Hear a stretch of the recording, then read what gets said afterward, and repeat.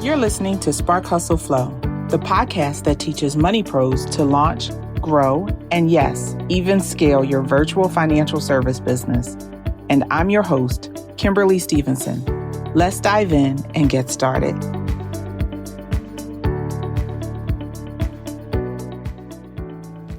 Hey there. Thank you for joining me for another episode of the Spark Hustle Flow podcast. This week, we're talking about something quite a bit deeper, and in my opinion, is probably the most important topic we've covered so far on the podcast. Now, I know that might have made you sit back in your seat and be like, say what now?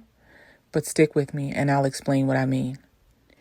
In this episode, I'm sharing some perspectives I hold on the bookkeeping industry as a whole and digging into some of the questions I get asked a lot about what I mean when I use the phrase bookkeeper evolution, which is a term I coined to describe where I believe the industry stands right now and the hundreds of thousands of brilliant, competent, and absolutely amazing professionals who've taken on this title. For so many decades, bookkeepers have been placed inside of a very small, often uncomfortable, suffocating, and truly undeserved box. And it's time for that to stop. Many people think of bookkeepers as just low-level data entry clerks who spend their entire day with their heads down, keying in information just to hand it over to someone who is theoretically more intelligent, more important, and more impressive than they are.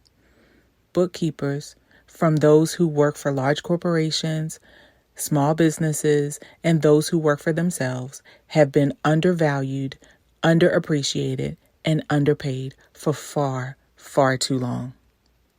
And bookkeeper evolution is poised to start the process of turning all of that on its head to help bookkeepers and the industry in general evolve.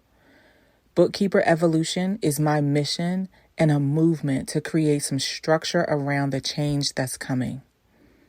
Now, I have to warn you, it goes beyond just a belief system, a marketing strategy, or even a framework for me.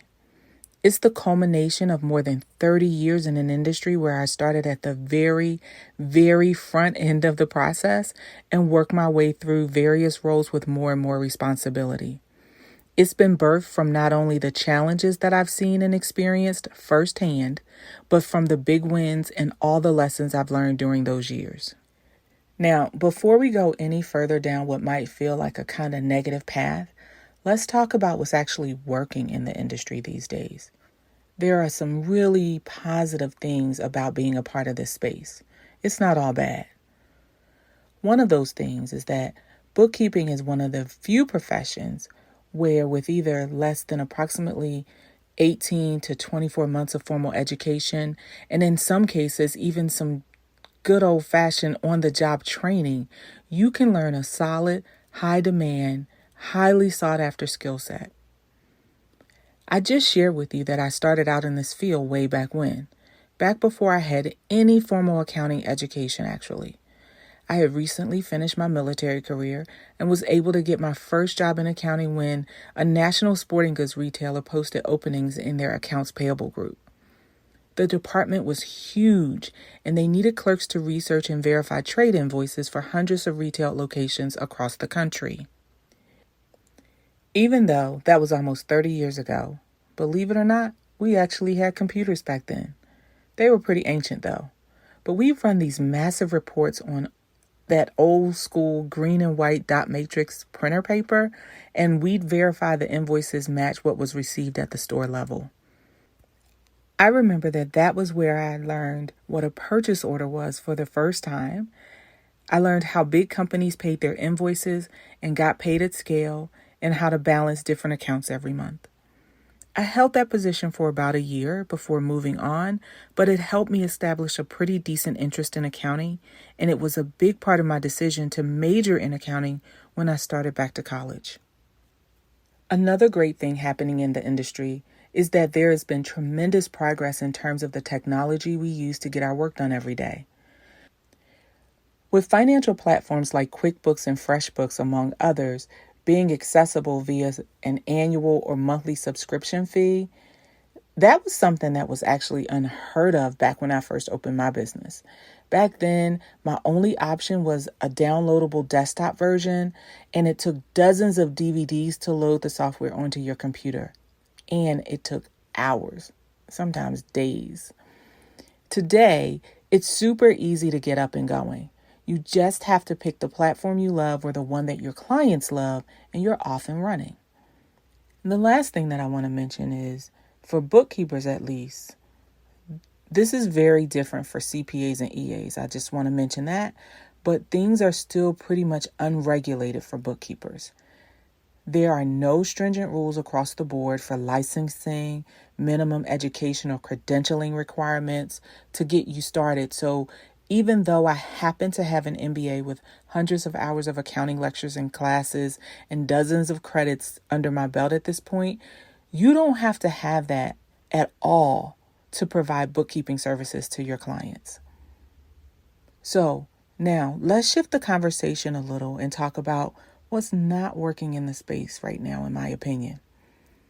There are several areas that I believe need to change for bookkeepers, whether they work virtually or on site, whether they're working a 9-to-5 job or building their own businesses. I'm talking about things like changing our own perspectives, how we position our services, and how we price those services. So let's break this down. Everything I'm about to share with you are opinions that I've developed over the last 10 or 12 years from back when I was a practicing bookkeeper and accountant. And as I shifted into coaching others into this space, these things became really clear and evident to me. I stand by these statements and fully believe that when we address some of these issues I'm about to share, that bookkeepers will finally start to be appreciated for the valuable contribution that we make to business owners and the finance industry as a whole. As bookkeepers, we have to first check our own perspectives and upgrade how we think about ourselves and our place in this industry. And until we recognize the value that we bring and the opportunities before us, we can't expect anyone else to see those possibilities either. We must become more confident, more vocal, and more visible with our audience and our clients, with our finance partners, and with each other to start the ball rolling. We need to change how we position our services because for far too long, the bookkeeper has been viewed as the low person on some imaginary hierarchy instead of as a full partner in the process, as a full participant in the financial ecosystem, and as a starter on the championship squad of business advisors. But again, until we embrace our true position and believe in what we bring to the team, no one else will consider doing it either. Lastly, and super important, it's long overdue for bookkeepers to get paid what they're worth. It's time to level up our offers and increase our prices. Listen, when you're a partner and a collaborator in the success of your clients' businesses, a profit advisor to the business owner, it makes sense that you are well compensated for the results that you help create. So let me just say it again. Raise your rates, folks. Don't onboard another new client until your rates reflect your true value. Do not discount. Do not pass go. Once you have a few new clients booking at your higher rates, you'll have the proof you need that you're worth it, and you can then incrementally increase rates on the clients you already had. The likelihood that your current clients will stay with you is very high, assuming you've been performing well and creating the results that I mentioned above. So raise your rates. It's time to rise up, my friend. There's this song that I love by Kirk Franklin called Revolution. And the first line of the chorus asks, "Do you want a revolution?" And today I'm asking you, do you want an evolution? Are you ready to be a part of the change that's coming to this industry? I'm totally committed to participating in the evolution happening in the bookkeeping space. In fact, I'm making myself available to lead and guide those bookkeepers who are ready to evolve, ready to show up, ready to level up, and ready to boss up in their businesses.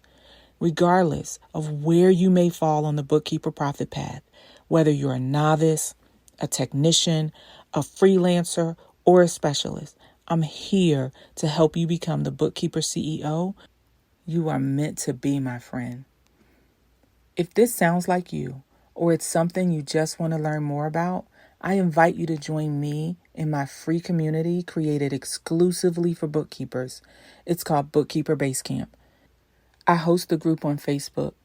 You can join me there to become a part of this evolution, to become a part of the change. I'll be sure to include the link to the group in the show notes for this episode.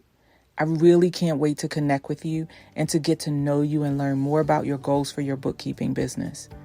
As always, be proactive, be productive, and be profitable. And I'll chat with you next week for another great episode. Ciao for now. Hey guys, thanks for listening to this week's episode of the Spark Hustle Flow podcast. If you enjoyed the show, make sure to subscribe, rate, and leave a positive review on Apple Podcasts. This helps other money pros just like you find the show and learn too. And if you want to hear more from me, follow Spark Hustle Flow across all social media channels and subscribe to my newsletter at sparkhustleflow.com/newsletter to get regular updates on what's happening in my world, weekly business development tips, and personal lessons I'm learning that can help you too. Again, that's sparkhustleflow.com/newsletter. That's it for this week. Remember, as always, be proactive, be productive, and be profitable. See you next week.